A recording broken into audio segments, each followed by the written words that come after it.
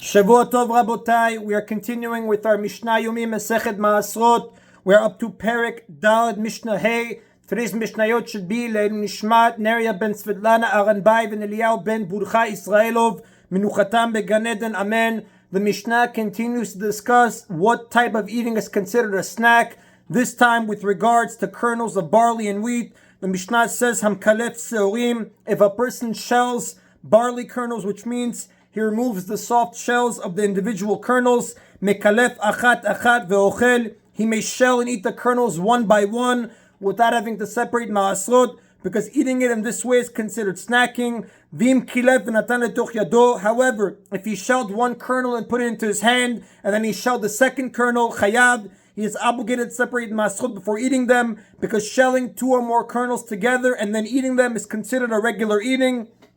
And the Mefarshim explain this is only if he shells and eats them at a distance from the threshing floor where they are now piled up waiting to be threshed.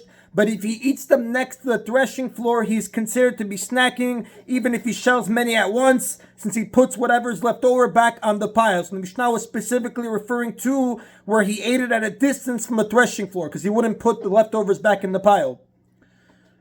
Hamolel mililot shel chitim, if a person rubs ears of wheat between his hands to remove the chaff from the kernels, which the Mefarshim explain, wheat grows with hulls covering the kernels. These come off during threshing and they're known as chaff. Wheat kernels were sometimes eaten raw. A person who wanted to do this would rub the kernels between his hands to break off these hulls, and then he would separate the kernels from the chaff and eat it. So the Mishnah says, Hamulel mililot shel chitim, if a person rubs ears of wheat between his hands to remove the chaff from the kernels, minapeh miyad liyad, he may sift out the chaff by throwing the kernels from one hand to the other, so that the heavier kernel land in his hand while the lighter chaff falls away. Ve'ochel, and he may then eat the kernels without separating Maasrot, because eating the kernels in this way is considered snacking. However, if you sift the chaff from the kernel with the utensil, that's a mark of regular eating, and the kernels would not be allowed to be eaten until Maasrot is separated. But if he sifted the kernels and then he put them in his lap, he's obligated to separate Maasrot before eating the kernels, because gathering the kernels in your lap before eating them is a mark of regular eating, not snacking, because when a person eats kernels as a snack, he eats them straight from his hands without gathering them in his lap. The Mishnah now is going to speak about a different halakha. There are plants that have more than one edible part to them, leaves, seeds, fruits. The Mishnah is going to teach which part of the plant. The Mishnah is going to teach which parts of such plants are subject to the Maaser obligation.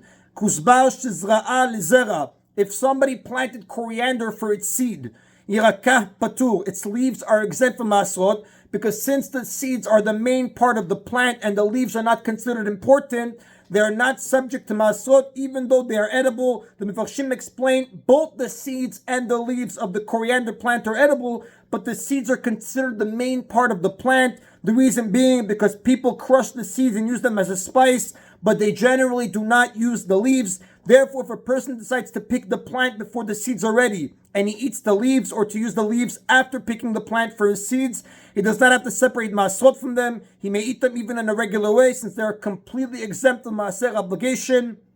Zera'ah le'arak. However, if he planted coriander for its leaves, meaning he planted the coriander with the intention of picking the plant to use its leaves before the seeds grew enough to be edible, mitaseret zera ve'arak, Maasrot have to be separated for both its seeds and the leaves, meaning if he waited to pick the plant until the seeds were edible, he has to separate Maasrot from the leaves and from the seeds, because since he planted it with the intention of eating its leaves, they are also considered an important part of the plant, and therefore they're subject to Maasrot. The seeds require Maasrot, obviously, since they're always the main part of the plant.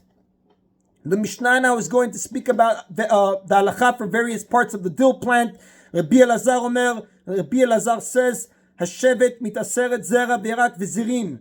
Dill requires Maasrot for its seeds, its leaves, and its stems, even if it was planted without any special intention to use the leaves and the stems, because some people do eat the leaves and the stems. Therefore, all three parts of the dill plant are subject to Maasrot. The Chachamim omrim, but the sages say, Eno mitaser zera v'yarak ela ha'shachalaim v'galgil bilvad. there is no species that requires Maasrot for both its seeds and leaves, except for cress and garden rocket, whose leaves are commonly eaten by most people. However, the leaves of other plants grown for their seeds, including dill, are not eaten by most people. Therefore, their leaves are not considered food of the plant, and they do not require Maasrot. And the Mefarshim explain, this applies only if the owner did not plant the dill to use the leaves. If he intended to use the leaves, even the Chachamim would agree that Maasrot have to be separated from them. They were just arguing about if a person just plants it without any special attention to use the leaves and the stems. And that is in Rabotai of Mishnah. Hey, and the Rab does tell us that Halakha follows the opinion of the sages. Mishnah Vav now continues to discuss the Maaser obligation of the edible parts of plants.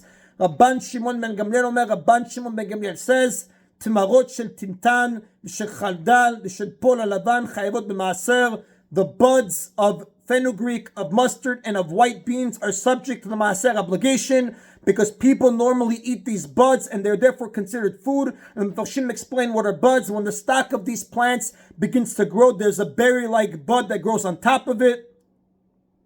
Some people explain the Rambam that it refers to the buds of flowers, but in any event, they're all subject to Maaser obligation because people normally eat the buds, they're considered food. And the Mepharshim explain, even if the owner didn't plant these species with the intention of eating the buds, they are nevertheless subject to the Maaser obligation since they are commonly eaten. Rabbi Eliezer says, Hatzelaf mitaser tmarot va'avionot v'kafres. The caper bush needs to have Maasrot separated for its flower buds, berries, and husks. Since people eat all three of these parts, and the Mepharshim explain, the flower buds of the caper bush are eaten even today. They're known as capers. And when we say husk, we're referring to the husk that covers the berries. Rabbi Akiva says, En mitaser ela avionot. The caper bush does not have to have Maasrot separated for anything but its berries, because the berries are the fruit of the caper bush, not the flower buds and husks, because Rabbi Akiva holds only the primary fruit, which is the food of the plant, is considered significant enough to need Maasrot. Therefore, even though some people do eat the other parts, they are not subject to Maasrot. And the Rab tells us, V'alakha Rabbi Akiva, V'alakha follows the opinion of Rabbi Akiva. And that is in Rabotai of today's Mishna Yomi, including Perek Daled. We finished Perek Daled. Baruch Adonai Le'olam. Amen v'amen.